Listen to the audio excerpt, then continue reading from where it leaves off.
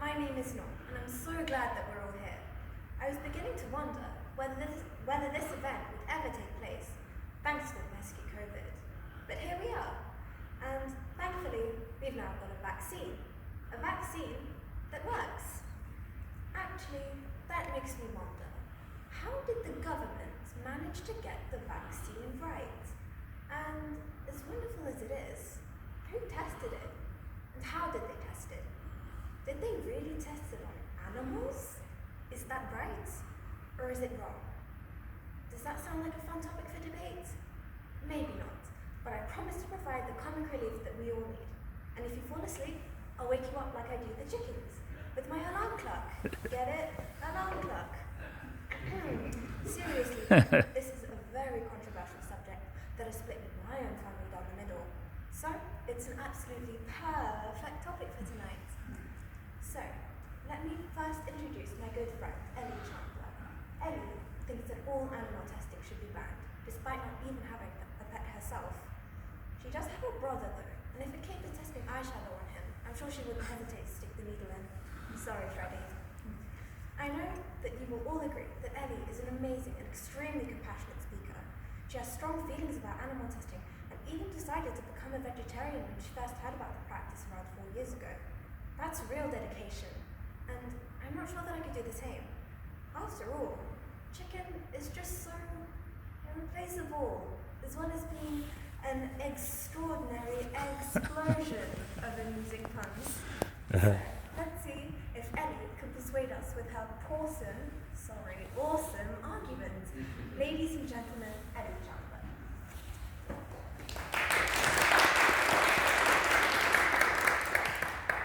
Sorry, Freddie. Thank you, Mum. Nellie is an amazing animal.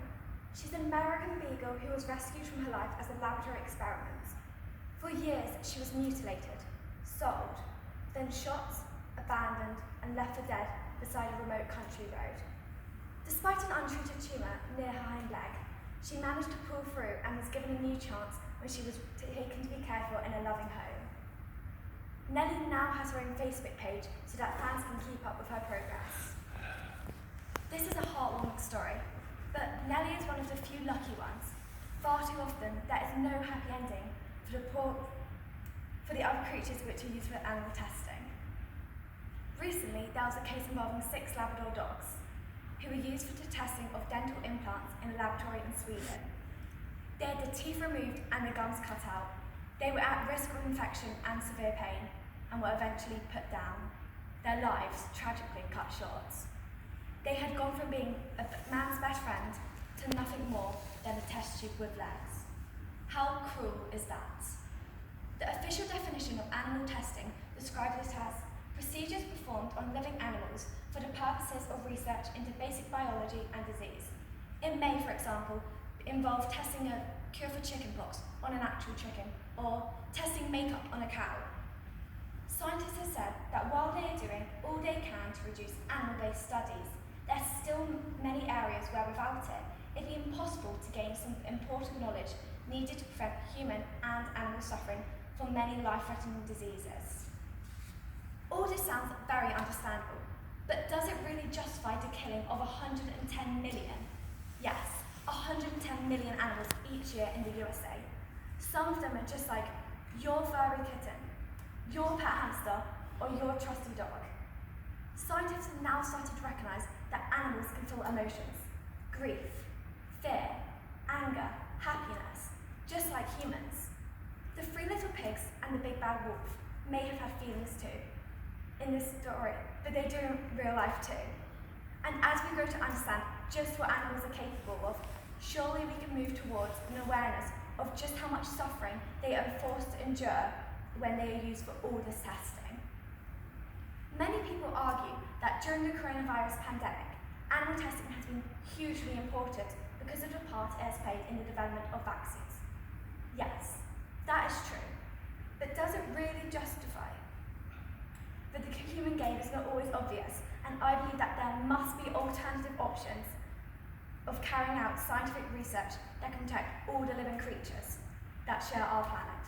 After all, God made human beings to look after our creations. Surely that means caring for the animals, not destroying them. There is an organisation called PETA, People for the Ethical Treatment of Animals, and their message is that animals are not ours to experiment on or abuse in any other way.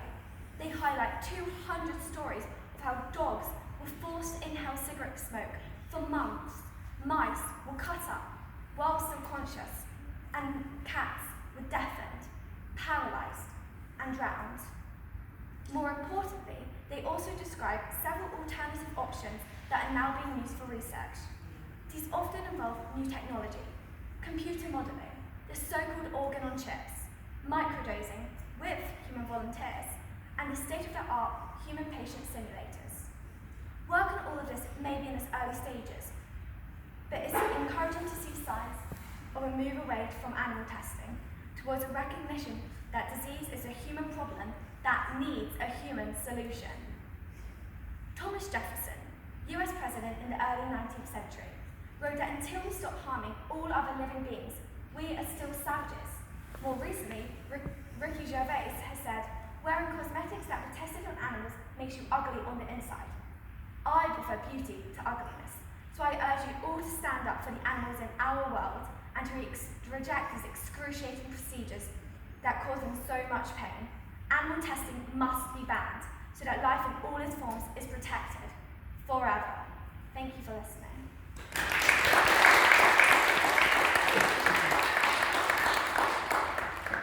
Thank you very much, Ellie, for showing us the horror that lies inside those testing labs. I'm sure many people will have been persuaded by your powerful words and touched by the stories of cruelty to these harmless domestic animals. Now, what about the other side of the argument? Well, on my left is Ozzy Ursa Bayada, who desperately wants to change your minds. Something you need to know about Ozzy is that he will go on and on and on if he is allowed to. Trust me, I'm in his English class, and oh my, I bet he would be happy to recite his whole life story if you gave him the chance. And that, my friends, is why Ozzy is perfect for this role. His love of speaking includes a determination to prove people wrong. So I know that we are in for a debate of a lifetime. So please give a warm welcome to Mastermind and Master Speaker, Ozzy Ursa Bayada.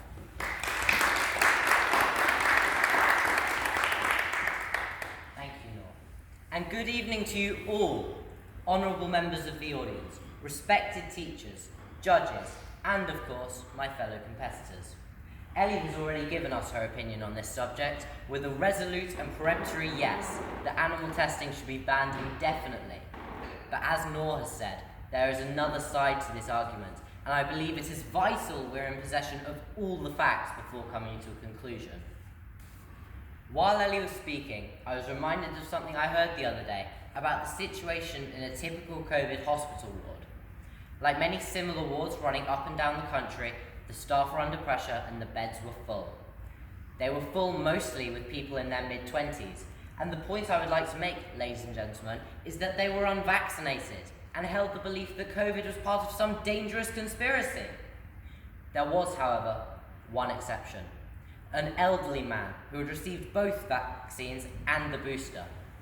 You can probably guess the tragic twist that's coming, because this elderly man was one of the few people in the ward who survived. The others died, and died needlessly, for they could so easily have helped themselves. I hope that example touched you as much as it touched me. And who do we have to thank for the fact that this elderly man recovered, like so many countless others? Well, I believe we must thank the animals who were tested on and who therefore pointed the way to the safety of the vaccine. They were llamas in this case, and they were treated as humanely as possible. Did you get that, ladies and gentlemen?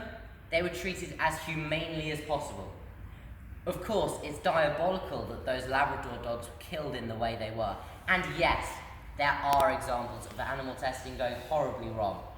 But whatever these llamas went through, it was for a good cause, and it saved the lives of 250 million people at the same time.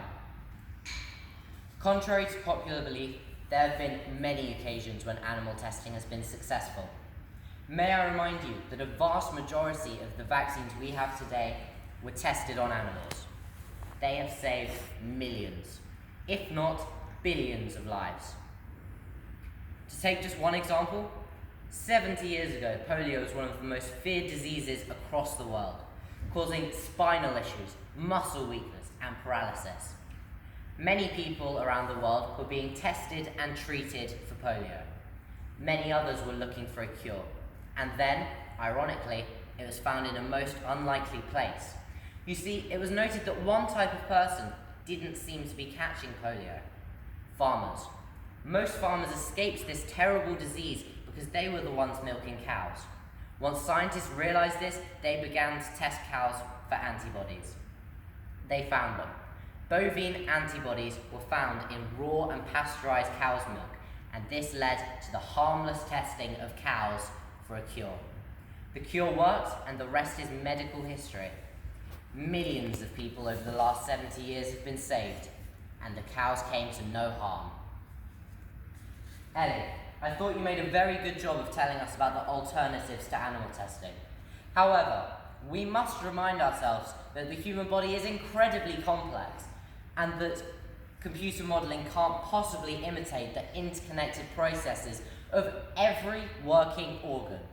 What's more, these technological advancements have only been made possible due to previous testing that has been done with animals. To conclude, let's return to the COVID vaccine.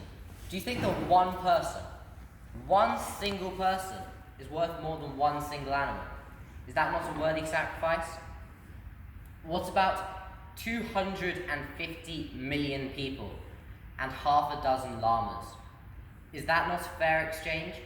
Of course, it would be better if the numbers were 250 million people to 0 animals. But sometimes sacrifices are unavoidable. If you still disagree with me, would you rather those 250 million people to be alive or not? Some of them may be your friends, your family. Ladies and gentlemen, there can be no contest. Animal testing must continue. Thank you.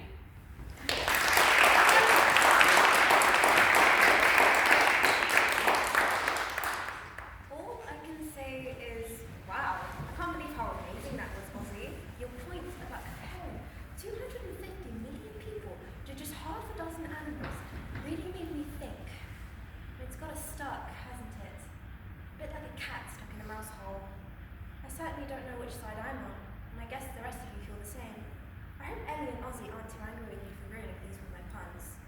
There's no doubt that they've both presented their cases brilliantly and have given us an extremely professional debate that has left us all in a bit of a pickle. It's true that animal testing is cruel, but I'm not sure that we have any other option. And I'm glad that I don't have to make the final decision. What do you think, ladies and gentlemen? As the fish said, it's time to mull it over and decide whether there is a place for animal testing or whether it is all codswallop. Perhaps you'd rather go home and think about it and come back tomorrow for the vote. To quote that fish again, why not sleep on it and then let me know later what you think? That, I believe, is enough. Thank you for coming. Thank you for listening to both sides of the argument, and an even bigger thank you for putting up with me. Good night, everybody. Have a safe journey home, and let's give one final round of applause for both of us.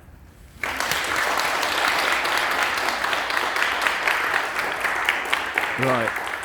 Thanks, guys. Now, Richard, why don't you just quickly say who you are, and then you can adjudicate this piece of, feedback. Right. Okay. Thank you, John. Well, firstly, well done, you three. What a debate you've opened up there. That's a really tricky ethical issue that you really mastered very well. I'm a local head teacher for the Green Room School, and I'm also a director of a local pub. And I used to teach drama at Windsor Boys and at Windsor Girls. So I've done a bit of public speaking, and directed a lot of young people in that sort of task as well. It's a hugely difficult thing, and I'm very pleased that you've run this competition before. I've been a judge here in previous years. The biggest fear, I used to start drama in year 9 at Windsor Boys and Windsor Girls saying, well, what's the biggest fear in the country? The kids would say, oh, spiders and clowns and that sort of thing. I'm like, no, it's public speaking. I did check this just before I came out. It's not anymore.